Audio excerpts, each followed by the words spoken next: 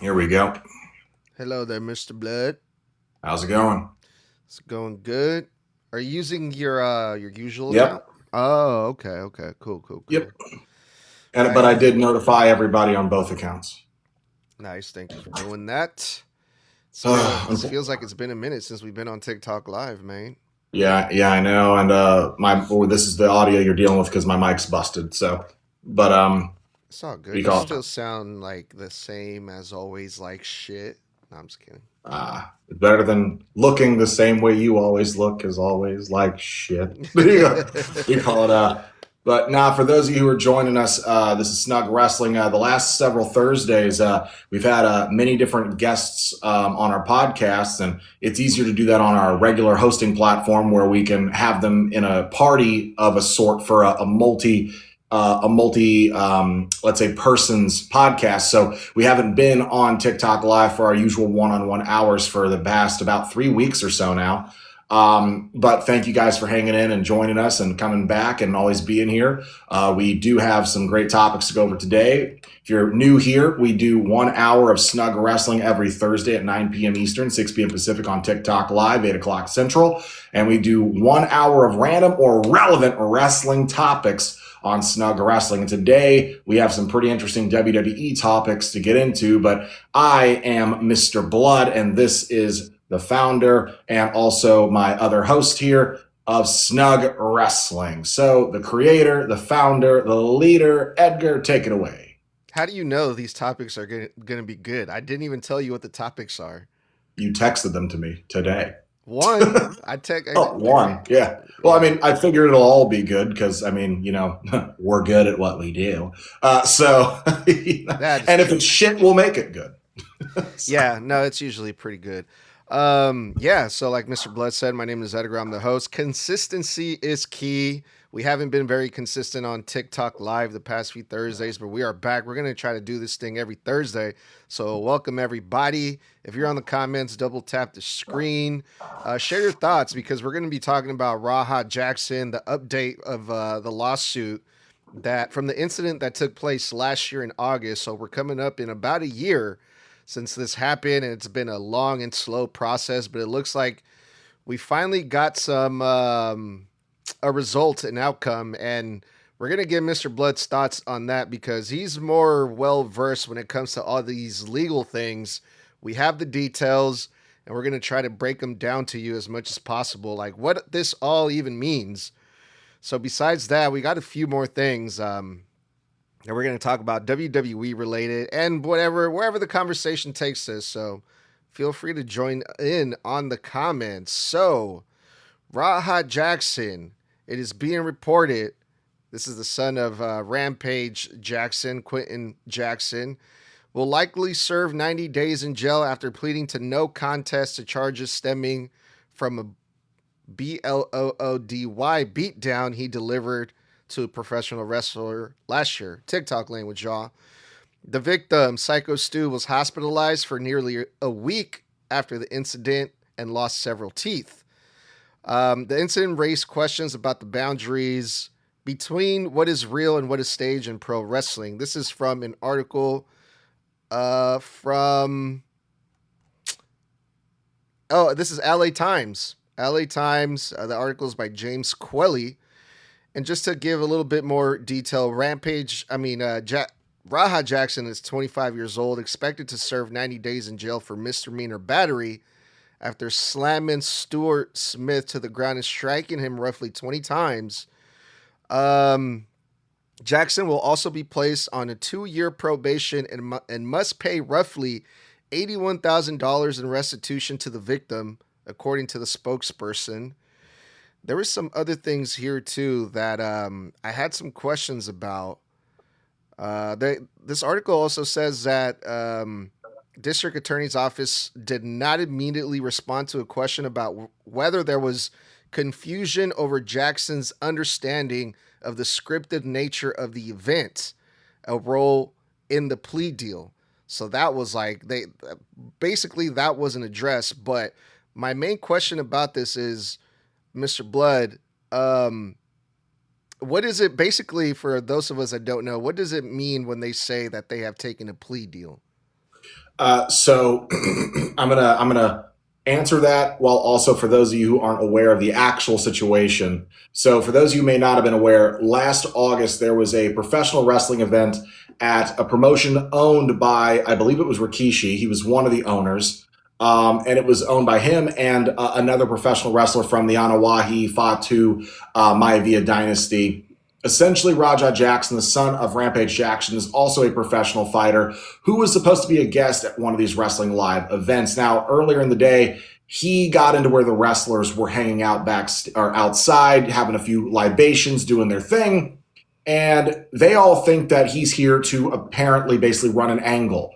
So one of the wrestlers, Syko Stu, believes he's in an angle with Raja, goes up to him, and begins kind of a back and forth, trying to stoke some fire because this is also streaming live. Raja's going live, Syko Stu's live, but Raja doesn't typically get the hint that this guy is working. Working meaning he's basically trying to build an angle. Essentially, it basically runs down to Syko Stu does a worked shot with a can, an aluminum can with libation in the can, on Raja's head. Essentially does a work shot. So protected shot, hand is in the way, thumb is in the way, hits him over the head with it. And Raja thinks that this is real, this guy's attacking him. So they get pulled apart, they apologize to each other at length. It's explained to Raja what's going on. Oh my God, we're so sorry. And then the other owner of the promotion essentially tells Raja, hey, we're gonna run with this because this was live. We're gonna have an angle. You'll run in on Syko Stu's match later in the evening.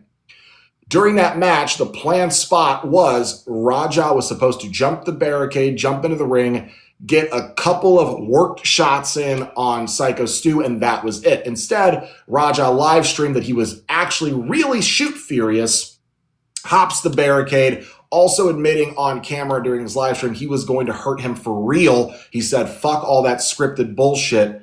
I'm going to get mine until they pull me off of him.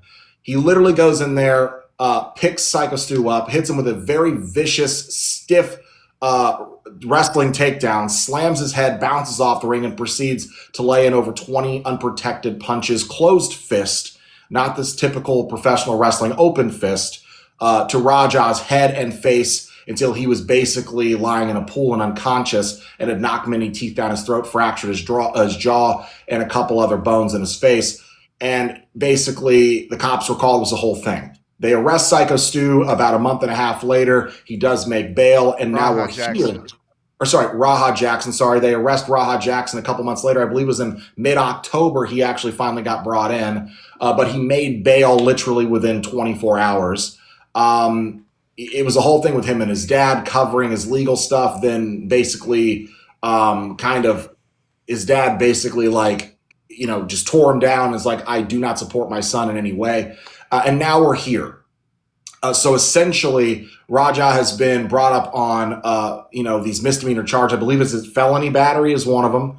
But essentially, it was because he was in the presence of children. I'm actually surprised these charges weren't worse. He was in the presence of a family audience, and this could have been reckless endangerment because when the wrestlers try to pull him off, he tries to turn around and attack them too. The guy was a loose cannon days before on a live stream that got him kicked off of another platform, and he's just been a hothead the entire time. So now when we're talking about he took a plea deal, that means he knows his ass was grass. So what they decided to do here is that they had basically one or two ways this was going to go for Raja. It was you either take your chances and see what happens, and it can go very badly because there's a lot of evidence. It's on camera by many different angles. There are witnesses that were in the ring. There was also you admitting to that you were going to basically do what you did right before you did it. So now it's premeditated assault. And you were hitting him to the point where he was so unconscious you could have actually taken his life. So I'm surprised he didn't get attempted unaliving. Again, TikTok language, guys, I know it sounds immature to say it that way, but I don't want to get taken off of live. So attempted unaliving. Raja, essentially pled out because he knows it's either I take my chances, get a much worse sentence, or I'm going to take this agreement to do time with probation on top of that and pay restitution. So he took the easier way out where he's going to spend 90 days behind bars. It's not going to be fun for him. As hot-headed as he is, he better be smart and keep his head down. He will pay $81,000+ to Syko Stu for all of just the pain and suffering basically incurred. That's basically what restitution is for, because there were tons of fundraisers from the professional wrestling community that paid for Syko Stu's medical bills and his hospital bills and his regular bills to keep him afloat because he could not work while he was recovering from the injuries. And essentially, he's going to spend 2 years on probation. He's not going to be able to do any of these professional fights anymore. I'm pretty sure they're definitely not going to let him in any leagues right now. He was permanently kicked off of, I believe it was Twitch or some other platform at that same time for what he had done. He also cost another wrestler their job because he said that they're the ones who put him up to it.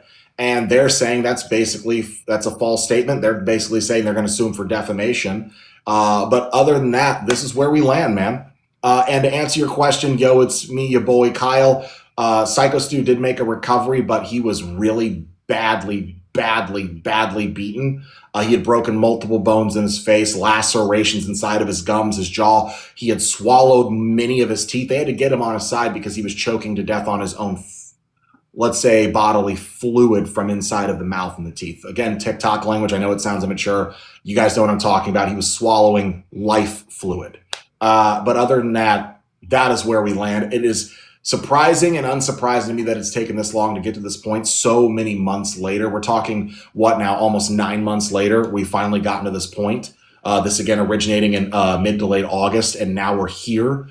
He had an arraignment as well, but now we're here at where they have a plea deal. They're going to go to sentencing, I believe, after this, right? 90 days from now, they're going to sentencing, they still said. So sentencing's still far off, if I remember correctly.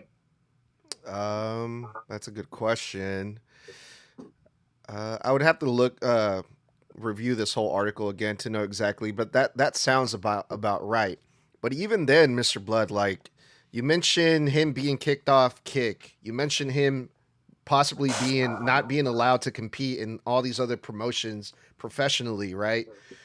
Even with that, even with the $81,000 that they have to pay in restitution, the 90 days in jail, to me, that still seems like a slap on the wrist. Yes, it does. It does. And it comes down to probably money. As much as Rampage did not want to get involved and basically disowned everything his son did and said, I'm not even talking to my son because I can't have him around my other kids because now my kids are getting bullied and now my kids are getting picked on because of what their brother did.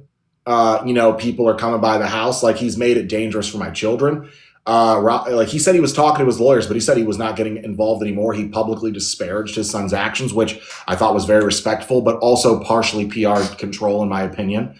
But Raja either had an extremely good lawyer or Rampage came around and paid and made sure the lawyer was taken care of, and they got the best. It is LA. It's filled with lawyers that can get guys out of anything and everything. After all, you're from California. You know how easy it is to find a very good lawyer, though they cost a lot of money. And it is a slap on the wrist. To me, this is attempted unaliving. When you hit, he was already unconscious. The slam, if you watch the video back, folks, when he slams him, Syko Stu's head whiplashes and smacks, and he's not moving after the slam because he hit him with a shoot slam. A lot of people think professional wrestling professional wrestling mats and rings are trampolines. As a former pro wrestler myself, the 6 months of training I did bruised my back up so bad from having to do attack the mat training for bump training. It hurt. I almost threw up twice a day. The amount of pain my back was in from having to throw my body into it. And when you're working with an opponent, the first rule of pro wrestling is protect your opponent. When we drop each other, we are dropping each other. You can't fake gravity, but we are still trying our best to coast you down with enough time for you to tuck your chin and put your arms out to protect your spine, your neck, your head from concussion. That mat hurts. So when he picks him up on a full hike and basically overtakes him with the meanest looking spine buster I've seen in a while, his neck nearly breaks. So after that, he then gets on top of him and ground and pounds him 21 to 23 times he closed fist, hook, hook, hook, over and over and over again until this guy had to be rolled onto his side so he would not choke to his demise on his own bodily life fluid, TikTok language. It's the color red like the shield. But you basically understand. This was a slap on the wrist and honestly a slap in the face, because to me, for what he put that guy through, the mental trauma the kids in the audience witnessed 20 feet away, this guy should have gotten reckless endangerment charges. I mean, it should have been the attempted unaliving. He then attempts to attack the people pulling him off. So now you've got attempted assault there too. So I'm just like, I don't understand how they were able to get it down to this. This guy should be doing minimum 5 years. The whole thing, the premeditation and the attack was all on fucking camera. It's on video for the whole world to see. But I gotta give Syko Stu his props too, because I'm not trying to glorify this, I'm glad he's alive. I'm glad he's okay, because, there's a lot of people that say pro wrestlers they're weak. They're not tough. They're fake. Oh, they're fighters, tough as hell. Blah, blah, blah.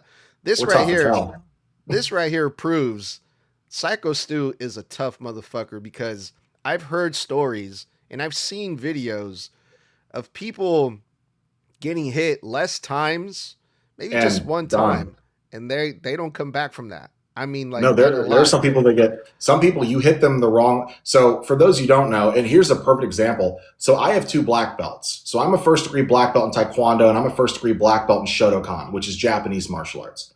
Taekwondo is Korean.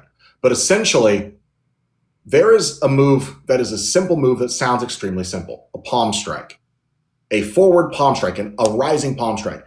If you hit someone right here with the correct amount of force at the correct angle, and you shatter this entire bone, it will break inward into their brain.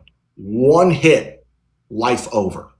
So for the fact that Syko Stu not only got knocked out, almost had his neck break, this guy hit him 20 plus times full force. And it wasn't until like the 18th strike people tried to pull him off. They waited thinking it was a part of the show, and then they realized, oh shit, our boy's in trouble. And this guy still made a recovery. Wrestlers are, just because it's scripted, guys, doesn't mean the shit's not dangerous. Doesn't mean you don't have to be tough as fuck to be a pro wrestler. You're not just walking off. The average guy is not getting in a ring, having a full fucking match, and walking straight the next day.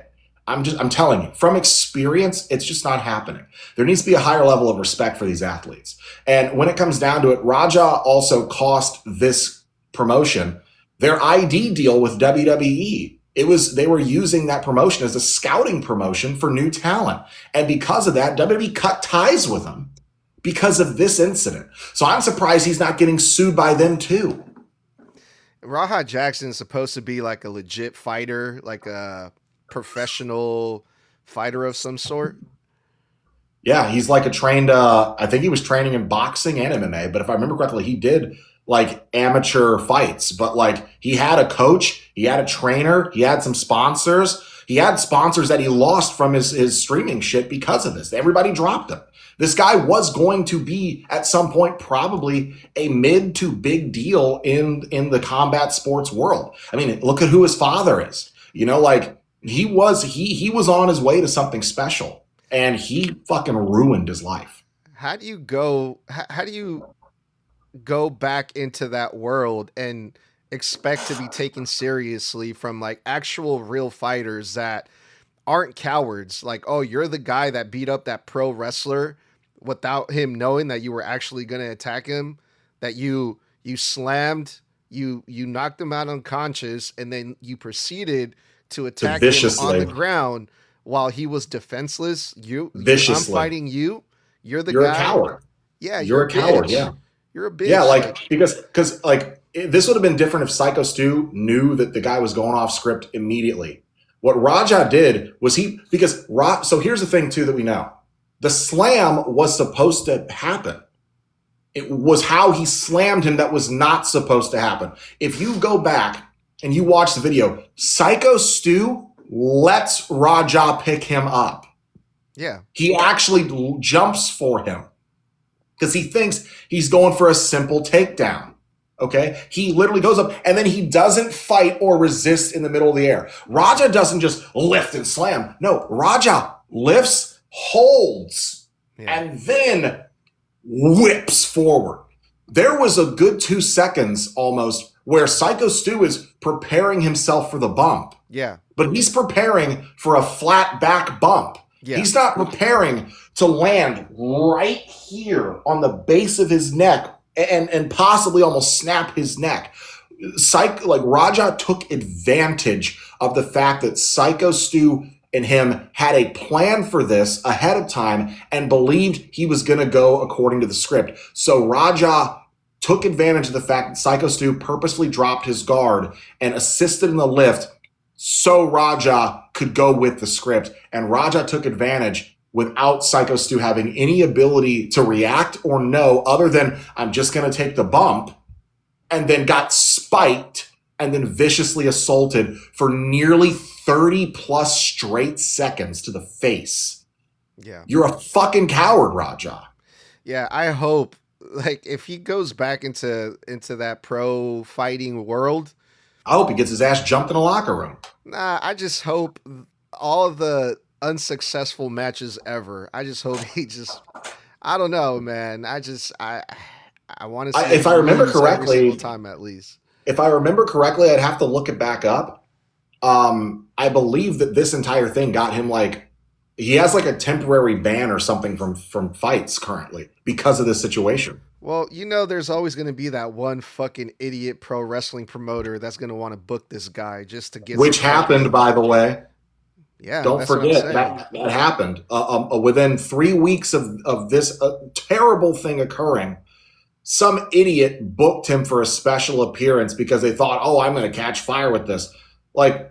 Some people are just desperate for clout and trying to capitalize on this extremely terrible situation, and that of a guy almost lost his life and your only thought is I can make a few bucks if I book the guy that almost took this guy's life. You don't deserve your promotion, bro. No, I mean, and there's a whole bunch of promotions that do untasteful fucking types of matches that aren't really necessary for independent shows. So if they're willing to do that, people are jumping off of balconies. I saw a video the other day of some girl getting power slammed from the top of the balcony 20, 30 feet in the air down to some tables. If they're willing to do stupid shit like that. Yeah, for $20, a hot dog. And in the industry, you know this, I told you, but in the industry, when you're on the indies and you're not at a high profile indie, you're just doing the rounds to get your name out there and get your reps in the ring. We call it a hot dog and a handshake. You know why? Because the $20 they gave you is going straight back into your gas tank so you can get back home or make the next show that you booked. And the real pay you get after you work your ass off for 10, 15 minutes for 20 people in a crowd is you get a hot dog, eat up, and then a handshake. Thanks for coming. Yeah. And they'll do crazy shit like that for less than $100. And they will put their lives in jeopardy. And the audience is either half paying attention or waiting for the next match to happen that they actually came to see. Yeah. I was thinking about going to my local indie wrestling show here in my hometown. And I saw some clips of it. And I was like, yeah, no, never mind. And I hate to say that, bro, because they're support indie wrestling, but I'm not going to support shit like that, bro. I'm just not. No, that's why the unalive matches, again, guys, I'm sorry, TikTok language. We know what they're called, D matches, but replace the D word, DEAT, you finish it off with unalive matches. I think they're fucking pretentious. I think that it's unnecessary. I mean, I wrestled for 6 years. And I lost about 8 months of that because when I was doing a TLC match or promotion, I slipped off the top rope because baby oil and sweat is not a good combination at 15 feet in the air. And I was going from a moonsault from the outside of the ring on a ladder onto someone inside the ring.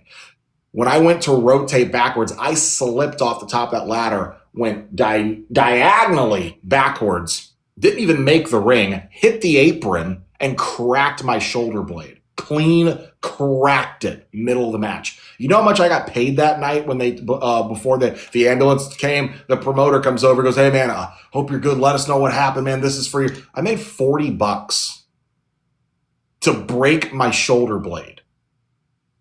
Yeah, and you got lucky, dude. Like, I got real lucky. That could have been my neck if it was 6 inches higher. Yeah, and if that happened, then that promotion is done for, probably. Oh no, because I signed a waiver. You sign waivers. If anything happens to you that results in your untimely demise, it's not on the promotion, because they train you and promote you with the intention of you are a contractor. So when you sign this, you release all liability. Why do you think the WWE didn't get sued for Owen Hart? Why do you think Ray didn't get sued in Mexico?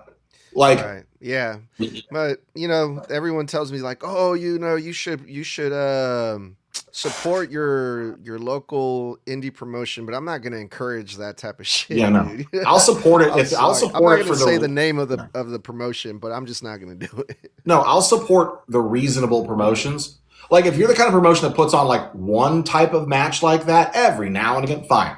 I'm not the guy that's going to support CZW. I'm sorry, not happening. I've been in a light tube match once. I never, ever, ever want to do anything like that again, ever. Because even though that shit is like, a lot of it is either gimmicked or what, you try landing back first from like a 6-foot drop on your lumbar, and that shit just goes right in your back, and people think, oh, it's fake glass. Is it? Yeah. It's supposed to be.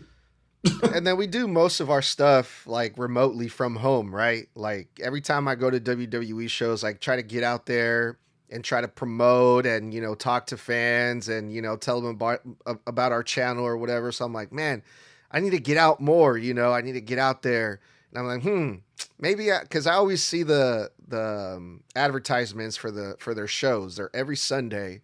And I'm thinking, man, I should go check it out, right? I'm pretty sure they'll appreciate throwing an interview here and there for them, right? Because our following is pretty decent. And I go to check out the clips. The first clip that I see is some fucking big old fat dude fucking sticking screwers, or what are they called? The wooden skewers. Skewers. Yes, they do like a bouquet of them, and then bop bop bop in the forehead, smashing it on some girl's head. Yeah, right here. And then they'll do a horrible move where they kick her in the face to make it look like it went even deeper. It's sickening.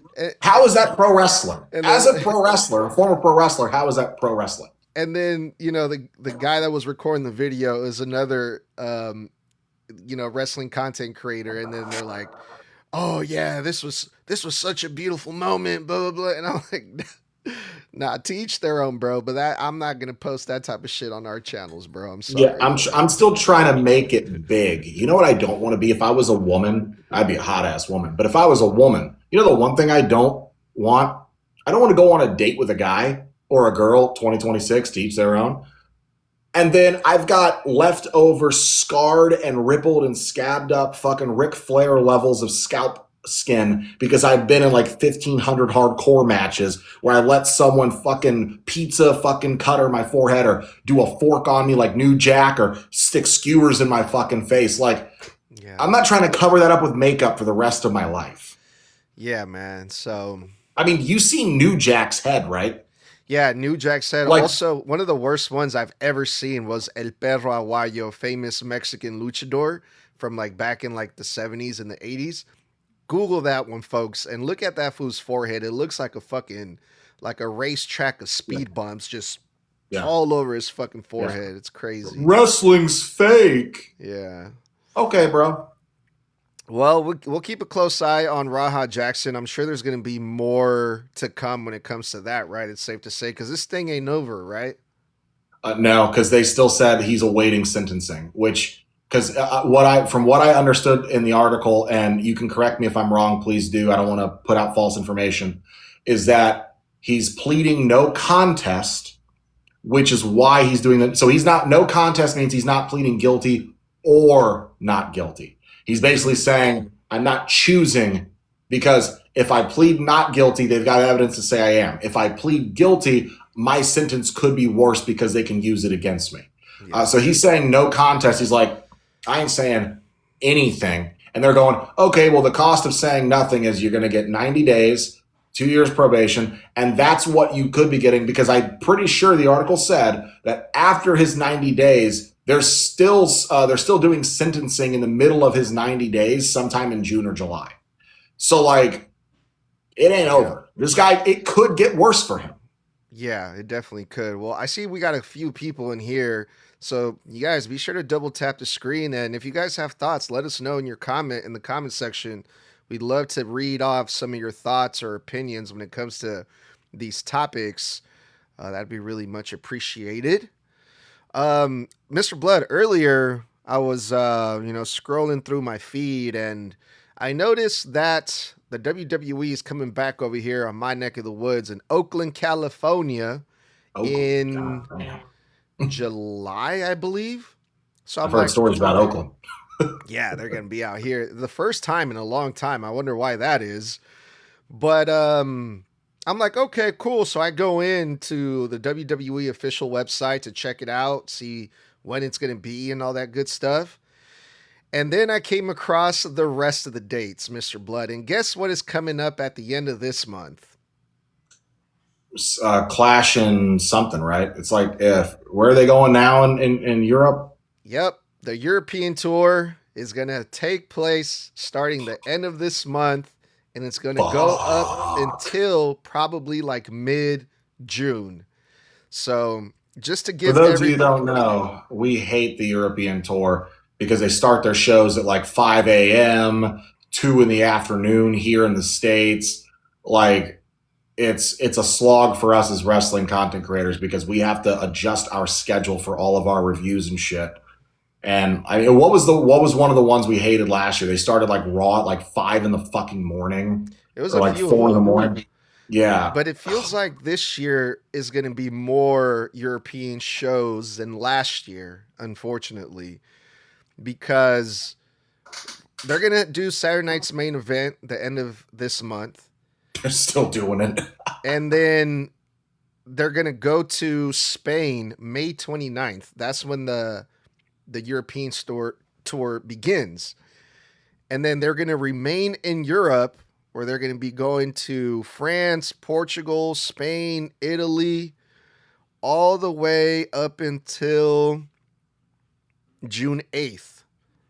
So June 8th is going to be their last show for Monday Night Raw in France. They come back to the States after that for SmackDown. But then they're going to go back again, this time to the UK on June 20th. They're going to go back because Night of Champions is in Saudi Arabia on June 27th. And after Night of Champions, I think they come back to the States right after that. Yeah. One of the I saw, because that was in the news, that Roman Reigns has been pulled from all June shows because they have now changed their mind about having him appear at the Night of Champions event. So because they don't want to have him on the event, they're like, well, we're not going to have him a part of the build. So earlier this week, they recently sent out Roman Reigns has been pulled from all of June's appearances. And it's stupid because like if you look at that travel schedule, dude, they're doing like Europe, back to the States 1 week, back over to Europe another week, over to Saudi Arabia, back to the States. Like, bro, jet lag like a mother. Yeah. Basically, from June 12th to June 19th. Yeah, they're literally going to be in the States for like 2 weeks, and then they go back to Europe again, which is going to suck for us too. I know, bro. That's going to be rough in June. And it's aggravating, man. Like, I enjoy the European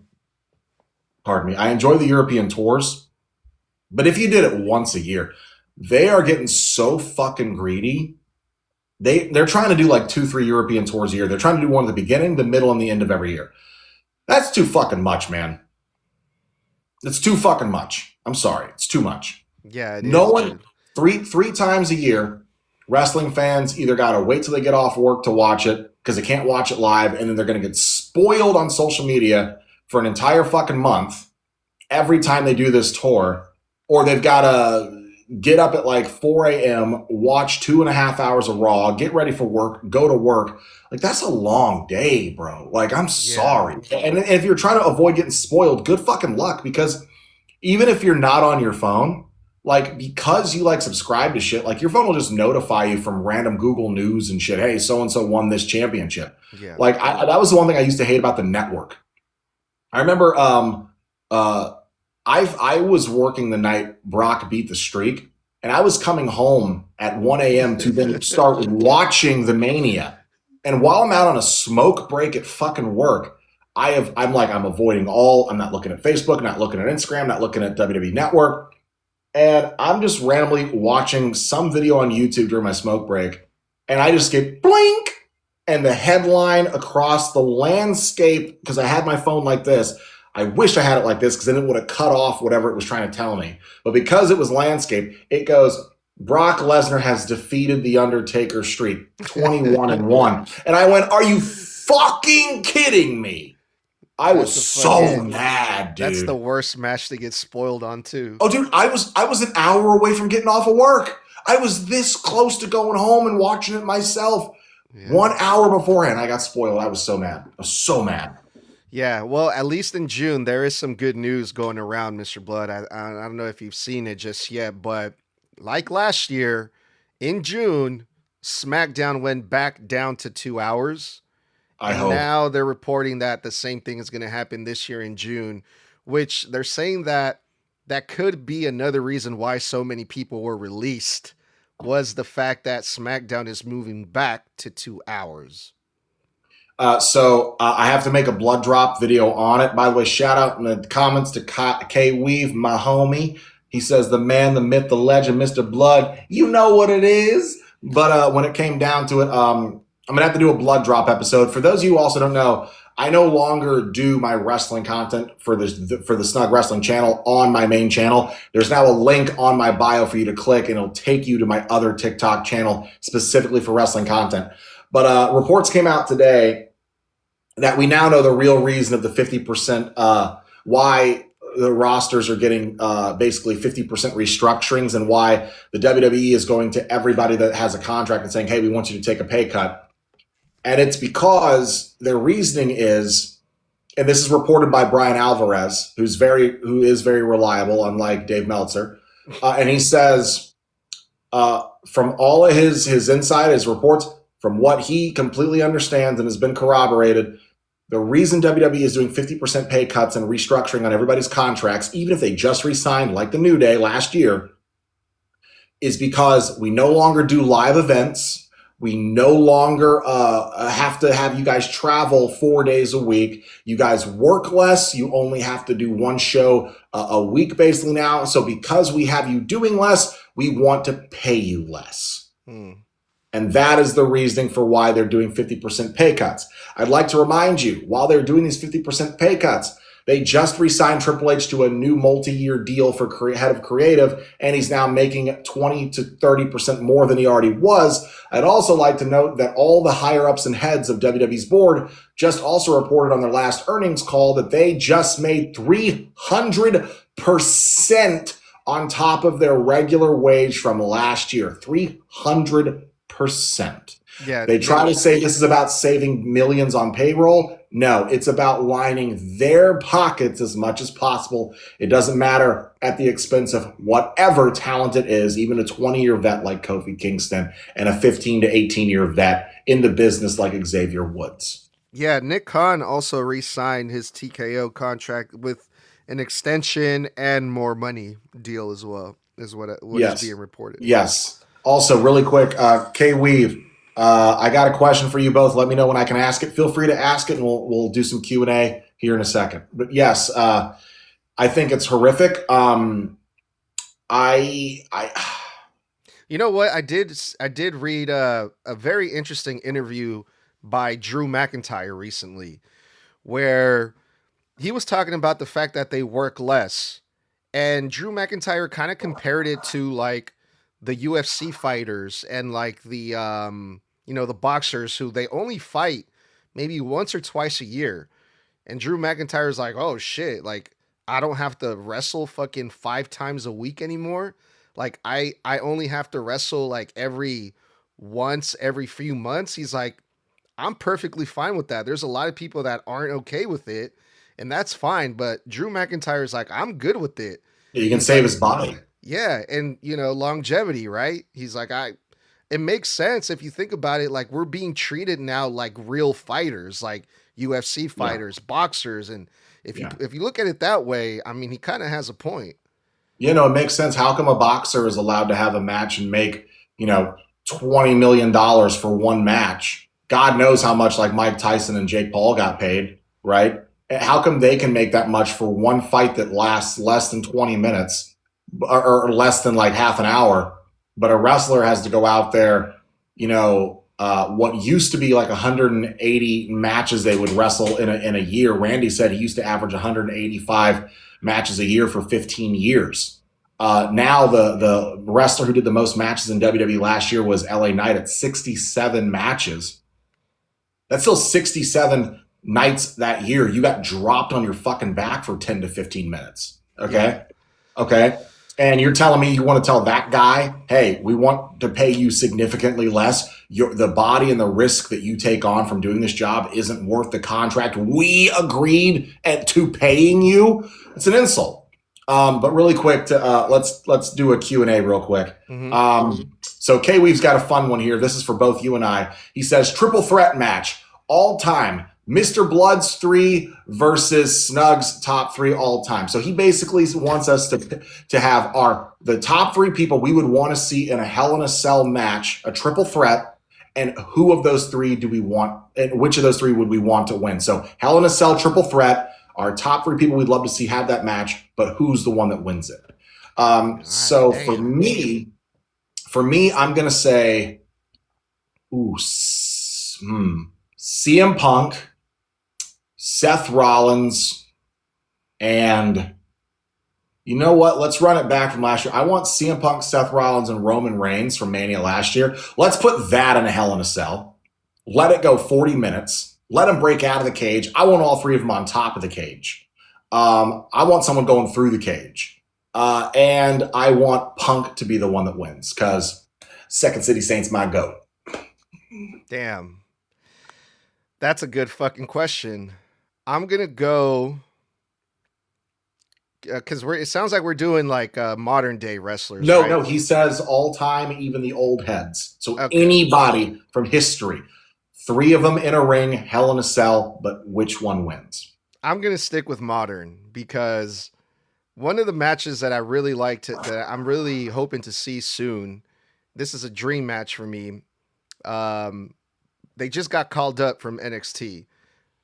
I'm going to go Ricky Saints, Ethan Page, and Cody Rhodes. Triple threat Hell in a Cell. Hell yeah. And just for shits and giggles, just to put over a young guy over, Ricky Saints is going to go over in my fantasy booking. Hell yeah, that's a good one. The only backup I have to that is Braun Breaker, Oba Femi, Roman Reigns. Yeah, hell yeah. That'd be great. That'd be so cool. Yeah. But thank you for your question. That's a good one, yeah. That was a fun question. Appreciate that. Thank you for your question. Well, now that we're talking about TKO and their greed, I think that's a good segue to talk about what everyone's talking about, Mr. Bludd. As a final topic here that we're nearing the top of the hour, the whole thing with the copyright strikes that we've been getting lately, the content creators that are being their pages are being banned and blocked, and a lot of fans are saying, "Oh, it's TKO, it's the WWE. How could they do that to the content creators that promote their product and getting more viewers on their program and stuff like that?" Yes, that could be true, but from our experience, we didn't start having an issue until now with WWE, but we've been having issues with AEW. Like since last year, AEW has been coming after us. So I just want to put it out there because it just seems like everyone's experience is different, obviously, right? But from our experience, it happened with AEW first, and I can't really say I blame Tony Khan or AEW. I feel like this is mostly happening because of the networks, HBO Max, TNT, TBS, the USA USA. Network, ESPN, all of those guys. I think because it's on their network, they have some type of legal right to say, we don't want other people sharing our programming on their social media without our permission. I think another issue here that needs to be addressed is there's way more people on social media at any given time than there will ever be anybody tuning into any network at any given time. If let's say SmackDown does like 1.5 million viewers on any given Friday, okay? There is fucking 50 times that at one time just scrolling on TikTok or Instagram. So if you have a 3-hour show that no one wants to watch because it's 3 hours, half of it's fucking commercials, a third of it, or like a third of it's commercials, a third of it is fucking entrances, and then you get you get like that one last third split into another third of just talking and then wrestling. No one wants to pay for cable to watch that entire show. Most of the shows people actually want to watch now are already on streaming. So who the hell is, because a couple of years ago, I was paying for cable just so I could watch SmackDown and Raw. Last year when Raw moved over to Netflix, I canceled my fucking, my subscription, or sorry, my cable subscription, because I said, okay, well, I can either watch SmackDown with a VPN, watch the highlights after the show, but I'll watch Raw live. And I have Peacock, so I'll watch Saturday night's main event. I don't really watch NXT at all. So I was like, that's my WWE fill. Then they started doing the ESPN bundle crap, right? So it's like you either have the ESPN premium for like $30 or you do the bundle for $35. And after tax, one is $40 and the other one's fucking $44. But you still got to watch Peacock for Saturday night's main event, so you need that. You still have to pay for cable if you want to watch SmackDown live. You still need to pay for a Netflix subscription to watch Raw. So it's so much that people are so like overwhelmed with the amount of money they would have to spend to in its entirety enjoy the product, all of its encompassing branches, that they go, fuck it, I'll watch the clips online, or I'll watch my favorite content creators talk about it, or I won't watch it, but you know what, I'll put the Snug Wrestling podcast on in my car while I'm driving on my hour trip to work, my commute in the morning, and I'll listen to what they say and what it is. I mean, hell, we're a part of a podcast. We are a ranked podcast, and I still every morning listen to What Culture Wrestling and Wrestle Talk every single morning. By habit, I just do. So you have people that catch up that way. I don't watch AEW. I have hated watching AEW since Punk left, so I don't watch anymore. But guess what? Today, on Thursday, was their revision of Dynamite and Collision on Wrestle Talk. I listened to the whole thing. I don't watch AEW. I know everything going on in the company up to date. Yeah. So, and that's how sometimes that's the only way that your customer, your clientele, your fan base can enjoy the product or get the product in their system is by short form clips online, easily digestible, a minute and a half of someone doing a full quick run overview, or you tune into Wrestle Talk every Tuesday morning and they do a 5-minute review of Raw. And it's just the simplest way to absorb for some people because they can't put 2.5 hours aside on a Monday night. They can't put 3 hours aside on a Friday night, and this is the only way they can do it.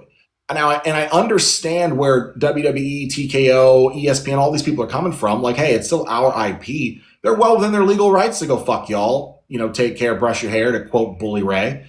But they're within their rights to do that. However, it's a double-edged sword. You're now biting the hand that feeds you. WWE doesn't make money. It is not a company without its fan base. So when you sit here and you alienate your fan base by punishing them for giving you basically free advertisement by covering your shows and getting it to thousands upon thousands of other people who can't watch it live, and they can still enjoy the product by proxy through these content creators like us or others, you're fucking us over. because you've also taken content from all these content creators and you've used them in your video packages on your week-to-week programming for reaction content to make your product seem even bigger and more important than it is. You got people like Weezus and Santa Zap, and you're pulling my favorite guys in the Clutch ENT off of YouTube, all their reaction clips. Some people think they've seen us in the reaction clips. So, you're taking, so you can use us, take our fucking content to promote your shit on your live program until you decide you don't want to anymore. And now a lot of these accounts that you have taken their content to promote your shit, you're now getting banned. And if you're not outright banning them, you're flagging their shit to death to where now the algorithm of that app goes, hey, you just got 20 flags in one day. Now we're banning you because you got 20 consecutive flags for shit you posted a year ago. Yeah, apparently we got lucky because all of the clips that we posted on our socials on Monday from Monday Night Raw, they all got taken down the next day for copyright. But our pages are still up. The clips are still up on TikTok. We haven't been flagged on TikTok yet, but I'm not going to risk it because we got like fucking 20,000 followers on there. Our Instagram You've already is been still banned up. once. Yeah, I've already lost an account before. Don't want to go through that again. Don't want to start over again. Our Instagram account is good. The only thing that we got flagged, our collaboration ability is gone. I don't know how long it's going to be for. And it sucks because a lot of people like to collab with us. They're not able to do that anymore. Well, the last time you got flagged and you lost the collab, it was gone for like 4 months. Yeah, which sucks because we have a lot of good interviews, potential interviews with WWE, former WWE stars coming up. And I'm not going to be able... Yeah, we can't tell you guys, but we actually potentially have one with a Hall of Famer coming up. Yeah, so, and hopefully it happens, but if it doesn't, like, I'm not going to be able to collab with them because of this shit. So that's annoying. But the clips on YouTube are still up. I've heard mixed reporting on this. Some people are saying that their YouTube pages were taken down. Other people are saying as long as the clips are under a minute, I'm not going to risk it, which sucks because the clips from Monday on our YouTube page, specifically the clip with Obafemi and Otis, is at like 1 million views right now on YouTube. So that's a lot of fucking eyes and, followers and people, because that's why I was doing it. I was doing the clips not to make money off of it, but for the engagement. For the engagement, yeah, to get more eyes on our channel. And we're not able to do that anymore, so... Yeah, and it sucks too because a lot of people think there's like a workaround where they're like, well, if you don't post while the show's live, you wait till it's over. Well, that would be great had they not flagged like more than like 5 to 6 videos just from October last year. Those have been posted for now 8 months, and they still got flagged. So that workaround's gone now too. And look, we got an interesting comment here from Celestial Dragon Slayer. Shout out to you. Richard Moorhead, thank you for the follow. Says, anyone who was doing this before 2018 already knew the rules. We all knew the rules. We all knew the rules, but they left us alone. The problem is they allowed it. We all know we weren't supposed to do it. But it was being allowed, and they let us do it. And now they're like, no, you can't do it anymore. So and by the way, to respond to that commenter, and by the way, we're not bashing you. Thank you for your comment. They benefited from us. Yeah. They benefited from all of us, and they used our own social media footage to push their big video package moments. You keep in mind, Santa Zap and Weezus and all these other wrestling content creators were invited to WrestleMania 42 because they were content creators. And these content creators were highlighted on the fucking live broadcast with a camera in their face. So yeah, with all of that, they're basically telling us, and again, maybe WWE is cool with it. Maybe it's the networks that are cracking down on us. Yeah. That could be a possibility too. We don't know. Another great example. Wrestling content creators, a lot of us get invited to 2K headquarters every year to review their upcoming games before they come out. like Dank Ops, Weezus, like all these like content creators that love WWE, they get invited to go to 2K headquarters and play the WWE 2K games before they come out, and then they're told that they're allowed to produce content on that IP. Yeah, we got to follow. So it's not like we were just doing it because, we could get away with it. No, it was literally like an open invitation with the advertisement of an open invitation. So we got to follow a comment from Celestial Dragon Slayer who says, those specific content creators don't show on-screen product in their streams, by the way. To be honest. That's not true. But hold on, pause. We're not talking about live stream. We're talking about reaction clips, not even live. We're talking about you record the clip and you post it later, not streaming live. That's even worse. If you're streaming live, then you're playing with fire. You're copyrighting their broadcast. Yeah. Yes, you're copyrighting broadcast. We're talking about reaction clips with the video included, just a short video included. That is what's being taken down. Yeah, like literally, like we're talking about the stuff that we do the exact same shit that Weezus does, that Santa Zap got famous for, and even got interviewed by Chris Van Vliet for. We're talking about the ginger guy who always overreacts every time in his videos. He's like, whoa. And all their videos are split camera of here's the live feed of the show. And here's the live feed of the show. Sorry, the stupid confirm thing popped up. They'll have like their face. And then here's like the actual like clip that they're reacting to. That is of the, like, and they'll upload shit 3 minutes after the segment ended. Yeah. And like that's shit that we do that they made millions of followers off of, that they've been invited to shows for, that their content has been broadcast on live WWE TV, that they've been invited to WrestleMania for. Yeah. Now they're going, you know what? We change our mind. 3 weeks ago at WrestleMania 42, it didn't seem to fucking bother you because you used a lot of content creation reaction shit, and you used a bunch of it on night 2 to highlight night 1, and you sure as shit did the Monday Night Raw after WrestleMania. With all of this going on, Mr. Bludd, I feel like this is only the beginning, because I think having a VPN is too good to be true. One of the reasons why I have like ESPN, I have the VPN, I have Netflix, I have this, I have that, was to create the reaction clips. Now that I'm not going to be able to make the reaction clips. I mean, I can honestly still run the show, our show, create content without watching the entire episodes through and through, right? But I'm still going to do it.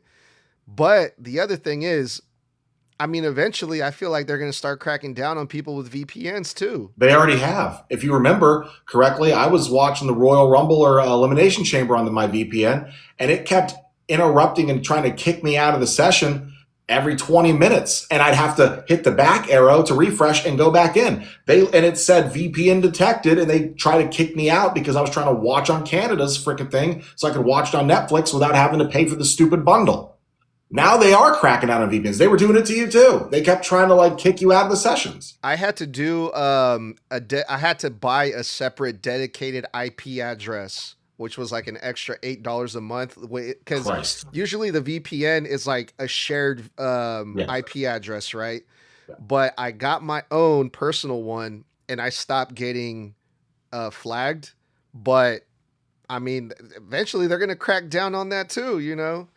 It's crazy, dog. It's crazy. And at the end of the day, they are doing, it's like almost like it's on purpose, but they are doing every fucking thing they can to alienate the fan base.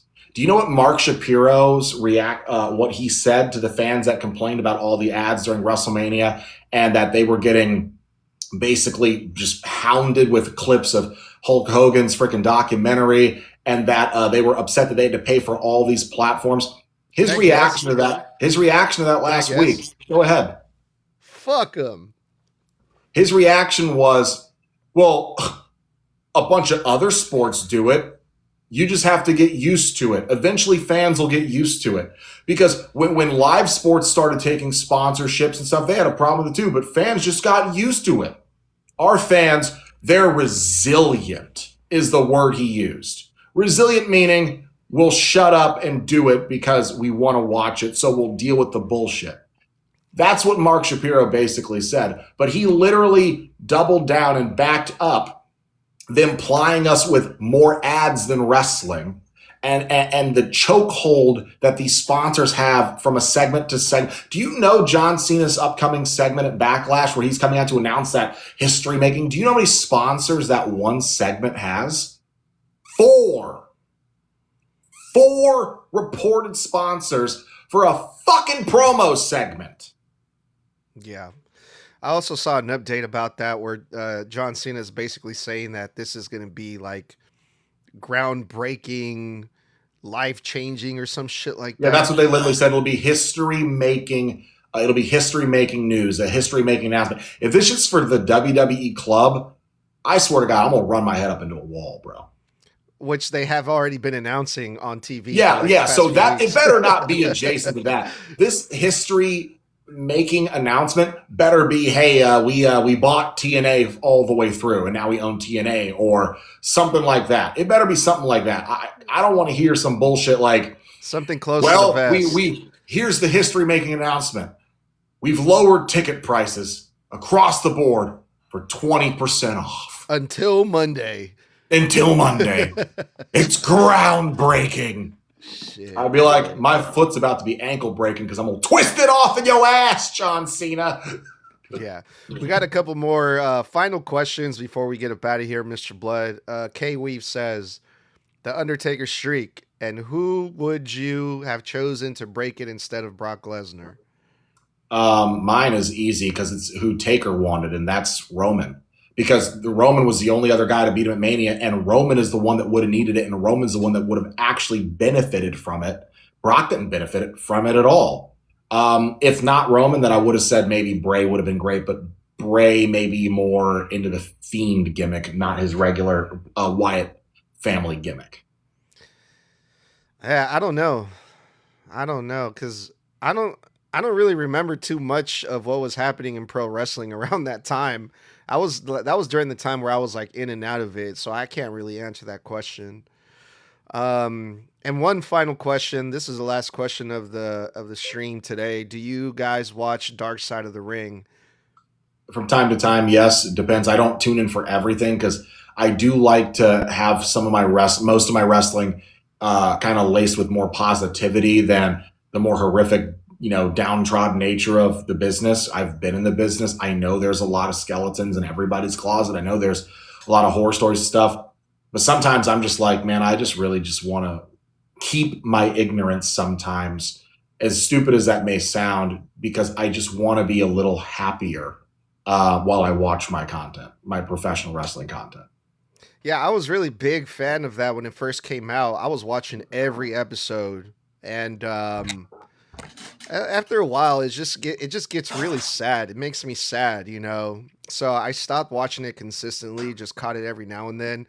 And then I started seeing like a lot of people that were interviewed were complaining about the producers, saying that they took out some of the stuff. They kind of like fixed it up. Out of context. Yeah, a lot of that going on where they were just trying to edit it to fit their own narrative type thing. Like, I didn't really say that. What I actually meant to say was this. I think JR was one of the ones that had a lot of issues with it and there's a few people that are like, yeah, I'm never going to come back on that show because they're just, the way that they did it is just shady. They twist stuff, yeah. So, take everything out of context, paint a certain story a certain way, make someone look worse than they actually were, yeah. Well, now that we're about to leave, we're getting more and more questions, but we're going to have to call it for today. We'll be back next week, and definitely be sure to join us at the same time, 6 p.m. Pacific, 9 p.m. Eastern. Like always, it was a pleasure hanging out with everybody. Thank you guys for the likes and the comments. If you didn't catch the full episode live, you guys can catch it on Apple and Spotify later on and all that good stuff. And YouTube. Yep. Yeah. But until next time, let's get up out of here.